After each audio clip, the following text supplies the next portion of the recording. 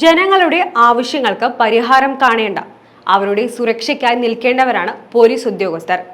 അത് അവരുടെ ഉത്തരവാദിത്വമാണ്. എന്നാൽ ചില സന്ദർഭങ്ങളിൽ മാത്രം ചില പോലീസ് ഉദ്യോഗസ്ഥന്മാർ ജനങ്ങളുടെ അല്ലെങ്കിൽ പരാതിക്കാരന്റെ പക്ഷം നിൽക്കേണ്ടതിനു പകരം സ്വന്തം താല്പര്യങ്ങൾക്കനുസരിച്ചാണ് പ്രവർത്തിക്കുന്നത്. അതുകൊണ്ട് തന്നെ പരാതി നൽകുന്നതിന് മുൻപ് ഒന്ന് ചിന്തിക്കേണ്ട അവസ്ഥയാണ് വരുന്നത്.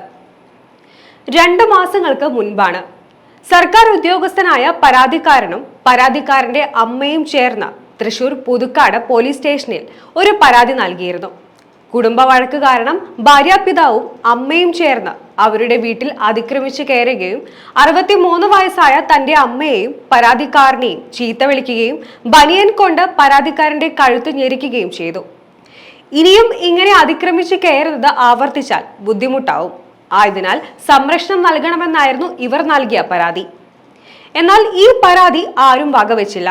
മാത്രമല്ല, പരാതിക്കാരനെ പുതുക്കാട് സ്റ്റേഷനിലെ CI സതീഷ് കുമാർ, SI ജിനുമോൻ, മറ്റു പോലീസ് ജീവനക്കാരും ചേർന്ന് പരാതിക്കാരനെ തള്ളിയിടുകയും കുനിച്ചു നിർത്തി മർദ്ദിക്കുകയുണ്ടായി. കൂടാതെ അവിടെ നടന്ന സംഭവവുമായി ബന്ധപ്പെട്ട് മേലുദ്യോഗസ്ഥന്മാർക്ക് പരാതി നൽകിയാൽ തന്നെ തീർത്തു കളയുമെന്നും ജോലി ഒഴിവാക്കുമെന്നുള്ള ഭീഷണി മുഴക്കുകയും ചെയ്തു. അവിടെയും തീർന്നില്ല.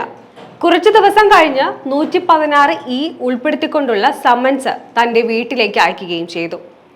പരാതിക്കാരനെ മർദ്ദിച്ചത് ആരൊക്കെ എന്ന കാര്യം പോലീസ് സ്റ്റേഷനിലെ ക്യാമറയിൽ വ്യക്തമായി കാണാവുന്നതുമാണ്. ജീവന ഭീഷണിയാണ് എന്ന പരാതിയിൽ സംരക്ഷണത്തിനായി പോലീസ് സ്റ്റേഷനെ സമീപിച്ച യുവാവിന്റെ അവസ്ഥയാണിത്. സംരക്ഷണം നൽകുന്നവർ തന്നെ ഇപ്പോൾ ഭീഷണിയായിരിക്കുകയാണ്. ഈ സംഭവത്തിന്റെ അടിസ്ഥാനത്തിൽ Irinjalakuda rural superintendent of police complaint അതോറിറ്റിക്കും പരാതിക്കാരനായ പള്ളം സ്വദേശി പരാതി നൽകിയിട്ടുണ്ട്.